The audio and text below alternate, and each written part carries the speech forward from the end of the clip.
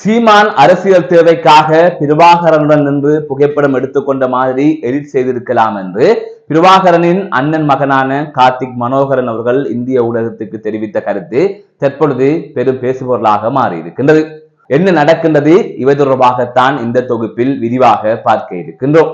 நாம் தமிழர் கட்சியின் ஒருங்கிணைப்பாளர் சீமான் அவர்கள் அண்மையிலே பெரியார் என அழைக்கப்படுகின்ற ஈவே ராமசாமி தொடர்பாக பல கருத்துக்களை முன்வைத்திருந்தார். ஈவே ராமசாமி எனப்படுகின்ற நபர் பெண்கள் தொடர்பாக கீழ்த்தரமான கருத்துக்களை முன்வைத்தவர், தமிழ் தொடர்பாக கீழ்த்தரமான கருத்துக்களை முன்வைத்தவர், தமிழ் மொழியை காட்டு மிராண்டி என்று கூறியவர், ஐதவிர சொல்ல முடியாத வகையில் பல தகாத வார்த்தைகளை கொண்டு பெண்களையும் தமிழ் மொழியையும் கேவலப்படுத்தியவர், அசிங்கப்படுத்தியவர் தான் இந்த பெரியார் என்று சீமான் அவர்கள் பரபரப்பு ஊடகவியலாளர் மாநாடு ஒன்றினை நடாத்தியிருந்தார். அது சொல்லப்பட்ட விடயங்கள் அனைத்தும் உண்மை என்றும் அவைக்கான ஆதாரங்கள் இருப்பதாகவும் நாம் தமிழர் கட்சி சார்பில் தெரிவிக்கப்பட்டிருந்தது. ஐதவிர பாஜகவின் மாநில தலைவராக இருக்கின்ற அண்ணாமலை அவர்களும் தான் சீமானுக்கு ஆதரவாக ஆதாரத்தை வெளியிடுகின்றேன் என்று கூறியிருந்தார்.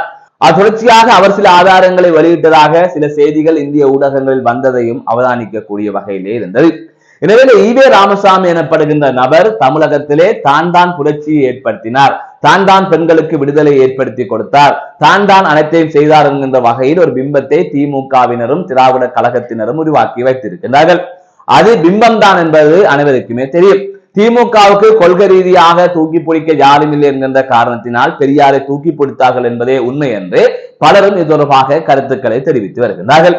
அதுவே பெரியார் தான் பெண்களுக்காக பேசியவர், பெரியார் தான் பெண்களை வெளியிலே கொண்டு வந்தவர், அதாவது அடிப்படையிலிருந்து வெளியே கொண்டு வந்தவர் என்கின்ற கருத்தை ஏற்றுக்கொள்ள முடியாது. ஆனால் அவ்வாறான நிலைமைக்கு பெரியாரும் ஒரு காரணம் என்கின்ற கருத்தை ஏற்றுக்கொள்கின்றேன் என்று சீமான் பல தடவைகள் வலியுறுத்தி இருக்கின்றார். அதுவே பாரதியார் உட்பட பல தமிழர்கள் பெண்களுக்கு அவ்வளவு மரியாதையை கொடுத்தார்கள் என்பது தொடர்பாகவும் சீமான் சுட்டிக்காட்டியிருந்தார். இதனால் தமிழகத்தில் பெரும் சர்ச்சையை நிலவி இருந்தது. ஒரு பக்கம் பெரியாரை பற்றி இப்படி சீமான் மற்றும் நாம் தமிழர் கட்சியினர் பாஜகவினர் எல்லாம் சேர்ந்து அடித்துக் கொண்டிருக்கின்ற போது இவர்கள் பிரபாகரனுடன் சீமான் எடுத்துக்கொண்ட புகைப்படம் பிழையானது, பிரபாகரனுக்கும் சீமானுக்கும் எந்த தொடர்புமே இல்லை, இவ்வாறு பிரபாகரன் சீமான் தொடர்பாக கருத்துக்களை தெரிவிக்க ஆரம்பித்து விட்டார்கள். அதுவே திமுக மற்றும் திராவிட கழகத்தினர் திமுகவுக்கு ஆதரவாக இருப்பவர்கள் என்ன சொல்லுகின்றார்கள் சொன்னால், பெரியாரின் கொள்கையை நிஜமாக்கி காட்டியவர் பிரபாகரன் என்று சொல்லுகின்றார்கள். அது ஒரு புது விளக்கமாக இருக்கின்றது.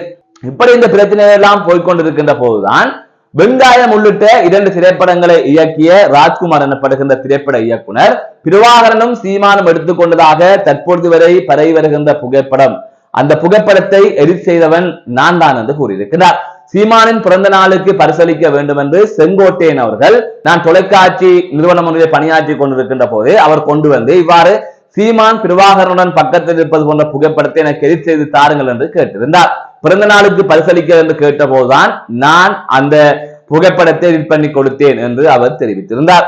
அதற்கு பிறகாக திமுகவில் தற்பொழுது இணைந்திருக்கின்ற, அதாவது நாம் தமிழர் கட்சியிலிருந்து திமுகவில் இணைந்த ராஜீவ் காந்தி எனப்படுகின்ற நபர் என்ன கூறியிருக்கின்றார் சொன்னால், நான் தான் அந்த புகைப்படத்தை ஒருவர் கொண்டு வருகின்ற போது சீமான் என்னிடம் தான் வாங்கி வர சொன்னார், நான் தான் அந்த புகைப்படத்தை வாங்கி கொண்டு சீமானின் கையில் கொடுத்தவன் என்று கூறியிருக்கிறார்.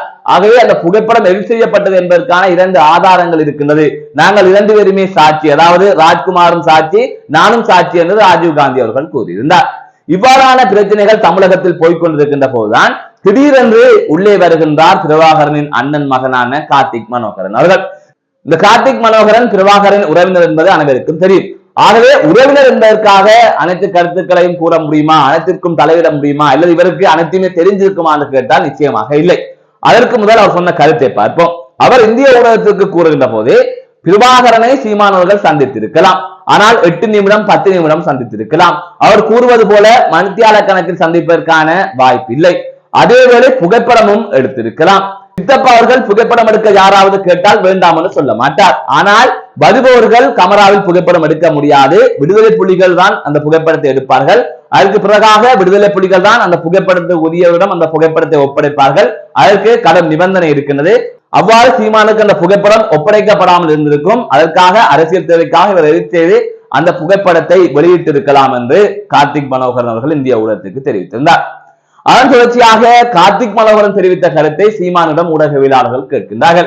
அப்போ சீமான் சொல்லுகின்றார், ஒருவர் சொல்லுகின்றார் நான் 8 நிமிடம் பேசினேன் என்று, மற்றொருவர் சொன்னார் நான் 10 நிமிடம் பேசினேன் என்று. இன்னொருவர் சொல்லுகின்றார் நான் புகைப்படம் எடுக்கவில்லை என்று, மற்றொருவர் சொல்லுகின்றார் எனது புகைப்படத்தை எடிட் செய்தார்கள் என்று. நான் இப்போது சொல்லுகின்றேன் நான் பிரபாகரனை சந்திக்கவே இல்லை என்று அவர் குறிப்பிட்டிருந்தார். அதனை தாண்டி மனோகரனின் கருத்து தொடர்பாக எனது புலம்பெயர் உறவுகள் அவர்கள் பதிலளித்துக் கொள்வார்கள் என்று அவர் குறிப்பிட்டிருந்தார். எனவே இந்த பிரச்சனை இப்படி போய்கொண்டிருக்கின்றது. எனவே தமிழகத்தில் ஒரு பிரச்சனை நடந்து கொண்டிருக்கின்றது. தமிழகத்தில் திமுகவுக்கும் நாம் தமிழர் கட்சிக்கும் இடையில ஒரு பிரச்சனை நடந்து கொண்டிருக்கின்றது. திமுக காங்கிரஸ் கூட்டணி தமிழர்களை அளித்தது, அது அனைவருக்குமே தெரியும். அதை மஹிந்த ராஜபக்சவின் அமைச்சரவையில் இருந்தவர்களே கூறியிருக்கின்றார்கள், இந்தியாவின் அழுத்தத்தால் தான் நாங்கள் போரை நிறுத்த முடியாமல் இருந்தது, போரை முடிக்க வேண்டிய தேவை இருந்தது என்று. இப்படியான பின்னணியில் திமுகவுக்கு எதிராக நாம் தமிழர் கட்சியினர் செயற்பட்டு வருகின்ற போது திமுகவுக்கு ஆதரவு கொடுப்பது போல ஒரு கருத்தை கார்த்திக் மனோகரன் அவர்கள் தெரிவித்திருக்கின்றார். இந்த நேரத்தில் அந்த கருத்தை சொல்ல வேண்டிய தேவை கார்த்திக் மனோகரனுக்கு இல்லை. ஆகவே கார்த்திக் மனோகரன் திமுகவுக்கு விலை போன நிலையிலே இப்படி ஒரு கருத்தை கூறியிருக்கின்றார் என்றுதான் பார்க்க முடியும். எனவே டென்மார்க்கில் இருக்கின்ற கார்த்திக் மனோகரன் இவ்வாறு பணத்திற்கு விலை போய் இந்த கருத்தை கூறியிருக்கின்றாரா என்கின்ற சந்தேகத்தை பல உலக தமிழர்கள் எழுப்பி இருக்கின்றார்கள். அது தவிர கார்த்திக் மனோகரன் என்பவர் பிரபாகரனுக்கு அருகில் இருந்து இந்த யுத்தத்தை ஆரம்பத்திலிருந்து முடியும் வரை நடத்தியவர் அல்ல, அவர் உறவினர், அவ்வளவுதான். அதுக்கு கூட சீமான் ஒரு விளக்கத்தை கொடுக்கின்றார். பிரபாகரனுக்கு இரத்த உறவு எல்லாம் இல்லை, லட்சிய உறவு தான் இருக்கின்றது. அப்படி லட்சிய உறவில் இருந்த பலர் உயிரிழந்து விட்டார்கள். இன்று அவரது லட்சியத்தை தாங்கி செல்லுகின்ற நாங்கள் தான் அவரது உறவுகளை தவிர கார்த்திக் மனோகரன் உறவினர் இல்லை என்று அவர் தெளிவாக கூறியிருந்தார்.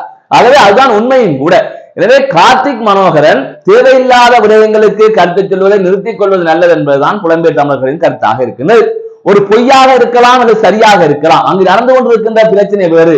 அதை தவிர இங்கு புலிகள் அமைப்பு இருந்தது, புலிகள் அமைப்பு எங்க நெறியோடு இருந்தது, புலிகள் அமைப்பு என்றால் ஜார், பிரபாகரன் என்றால் ஜார் என்று இந்த இலங்கையில் இருப்பவர்களுக்கு தெரிவதற்கு காரணமே நாம் தமிழர் கட்சியின் ஒருங்கிணைப்பாளர் சீமான். இன்று அவர் இல்லை என்று சொன்னால், அவர் இவ்வாறான ஒரு அரசியலை அங்கு முன்னெடுக்கவில்லை என்று சொன்னால், இன்று இங்கு ஒரு அமைப்பு இருந்தது, இங்கு ஒரு போராட்டம் நடந்தது, இங்கு ஒரு தலைவர் இருந்தார் என்பது இலங்கையில் இருப்பவர்களுக்கே தெரியாது. இன்று சீமானின் பேச்சுக்களை பார்த்துத்தான் இங்கிருக்கின்ற இளைஞர் ஜோதிகளுக்கே தெரியும். ஆகவே அதனூடாக என்ன நடக்கின்றது என்பதை தான் பார்க்க வேண்டுமே தவிர தேவையில்லா கருத்துக்களை கூறக்கூடாது.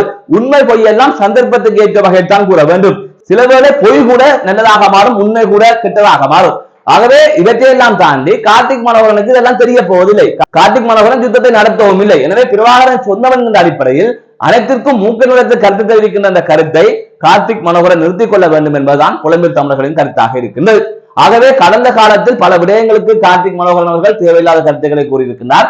சில சந்தர்ப்பங்களில் உறவினர் ரீதியில் சில விடயங்களை கூறலாம். அதுக்காக அனைத்திற்குமே தலையை போட்டு நான் தான் ஏதோ அனைத்தையுமே நடத்தினேன், நான் தான் பிரபாகரனுக்கு பக்கத்தில் கடைசியில் இருந்து நான் மாய்க்காய்க்க கூடாது. இந்த யுத்தத்துக்காக குடும்பத்தை பலி கொடுத்தவர்கள், பிள்ளைகளை பலி கொடுத்தவர்கள் எத்தனை பேர் அமைதியாக இருக்கின்றார்கள். யுத்தத்தில் இறுதி வரை நின்று செத்து பிழைத்தவர்கள் எத்தனை பேர் இருக்கின்றார்கள். அவர்கள் எல்லாம் அமைதியாக இருக்கின்ற போதே டென்மார்க்கில் இருந்து கொண்டு கருத்து சொல்வதை முதலே நிறுத்திக் கொள்ள வேண்டும் என்பதுதான் அனைத்து தமிழர்களின் கருத்தாகவும் இருக்கின்றது. இது தொடர்பாக நீங்கள் என்ன நினைக்கின்றீர்கள் என்று இலங்கையில் இருக்கின்ற தமிழர்களும் புலம்பெயர் தமிழர்களும் இந்த கருத்து பட்டியலில் உங்களது கருத்துக்களை தெரிவியுங்கள். மீண்டும் ஒரு காணொலி சந்திக்கின்றேன். நான் நடவாசா ஜெயகாந்தன்.